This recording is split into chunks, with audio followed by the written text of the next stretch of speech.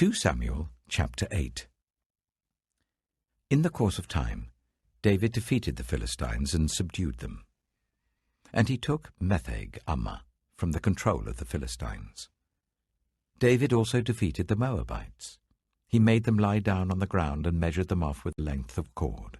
Every 2 lengths of them were put to death, and the 3rd length was allowed to live. So the Moabites became subject to David and brought him tribute. Moreover, David defeated Hadadezer, son of Rehob, king of Zobah, when he went to restore his monument at the river Euphrates. David captured 1,000 of his chariots, 7,000 charioteers, and 20,000 foot soldiers. He hamstrung all but 100 of the chariot horses. When the Arameans of Damascus came to help Hadadezer, king of Zobah, David struck down 22,000 of them. He put garrisons in the Aramean kingdom of Damascus, and the Arameans became subject to him and brought tribute. The Lord gave David victory wherever he went. David took the gold shields that belonged to the officers of Hadadezer and brought them to Jerusalem. From Tebah and Berothai, towns that belonged to Hadadezer, King David took a great quantity of bronze. When Tou, king of Hamath, heard that David had defeated the entire army of Hadadezer, he sent his son Joram to King David to greet him and congratulate him on his victory in battle over Hadadezer, who had been at war with Tou. Joram brought with him articles of silver, of gold, and of bronze.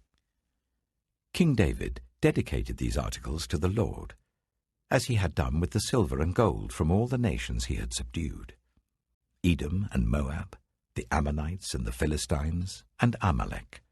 He also dedicated the plunder taken from Hadadezer, son of Rehob, king of Zobah. And David became famous after he returned from striking down 18,000 Edomites in the valley of Salt. He put garrisons throughout Edom, and all the Edomites became subject to David. The Lord gave David victory wherever he went. David reigned over all Israel, doing what was just and right for all his people. Joab, son of Zeruiah, was over the army. Jehoshaphat, son of Ahilud, was recorder. Zadok, son of Ahitub, and Ahimelech, son of Abiathar, were priests. Sariah was secretary. Benaiah, son of Jehoiada, was over the Kerethites and Pelethites, and David's sons were priests.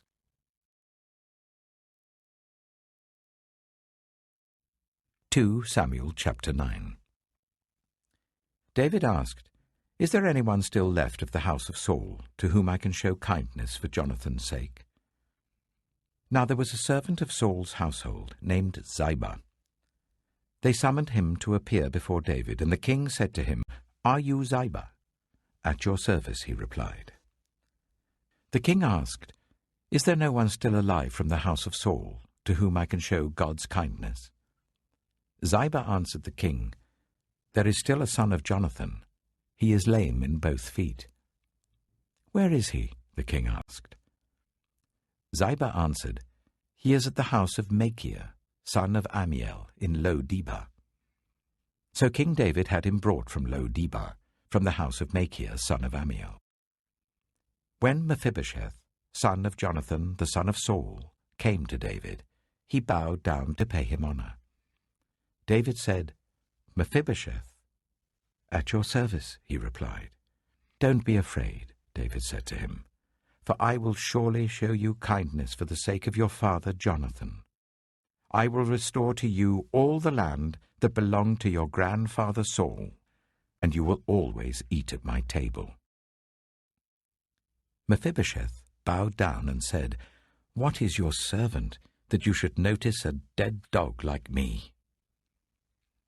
Then the king summoned Ziba, Saul's steward, and said to him, "I have given your master's grandson everything that belonged to Saul and his family. You and your sons and your servants are to farm the land for him and bring in the crops, so that your master's grandson may be provided for. And Mephibosheth, grandson of your master, will always eat at my table." Now Ziba had 15 sons and 20 servants. Then Ziba said to the king, "Your servant will do whatever my lord the king commands his servant to do." So Mephibosheth ate at David's table like one of the king's sons. Mephibosheth had a young son named Micah, and all the members of Ziba's household were servants of Mephibosheth. And Mephibosheth lived in Jerusalem because he always ate at the king's table. He was lame in both feet.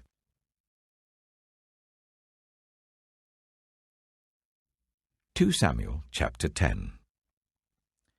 In the course of time, the king of the Ammonites died, and his son Hanun succeeded him as king. David thought, "I will show kindness to Hanun, son of Nahash, just as his father showed kindness to me." So David sent a delegation to express his sympathy to Hanun concerning his father.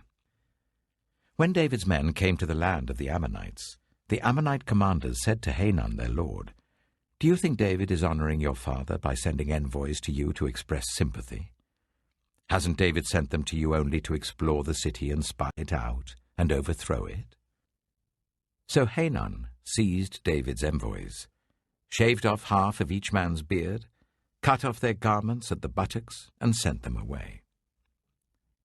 When David was told about this, he sent messengers to meet the men, for they were greatly humiliated.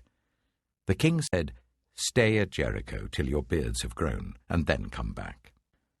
When the Ammonites realized that they had become obnoxious to David, they hired 20,000 Aramean foot soldiers from Beth Rehob and Zobah, as well as the king of Maacah with 1,000 men, and also 12,000 men from Tob. On hearing this, David sent Joab out with the entire army of fighting men. The Ammonites came out and drew up in battle formation at the entrance of their city gate, while the Arameans of Zobah and Rehob and the men of Tob and Maacah were by themselves in the open country. Joab saw that there were battle lines in front of him and behind him. So he selected some of the best troops in Israel and deployed them against the Arameans. He put the rest of the men under the command of Abishai his brother and deployed them against the Ammonites. Joab said, "If the Arameans are too strong for me, then you are to come to my rescue. But if the Ammonites are too strong for you, then I will come to rescue you. Be strong, and let us fight bravely for our people and the cities of our God. The Lord will do what is good in his sight."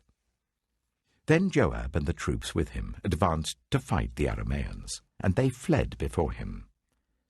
When the Ammonites realized that the Arameans were fleeing, they fled before Abishai and went inside the city. So Joab returned from fighting the Ammonites and came to Jerusalem. After the Arameans saw that they had been routed by Israel, they regrouped. Hadadezer had Arameans brought from beyond the river Euphrates. They went to Helam, with Shobach, the commander of Hadadezer's army, leading them. When David was told of this, he gathered all Israel, crossed the Jordan, and went to Helam. The Arameans formed their battle lines to meet David and fought against him. But they fled before Israel, and David killed 700 of their charioteers and 40,000 of their foot soldiers. He also struck down Shobach, the commander of their army, and he died there. When all the kings who were vassals of Hadadezer saw that they had been routed by Israel, they made peace with the Israelites and became subject to them. So the Arameans were afraid to help the Ammonites any more.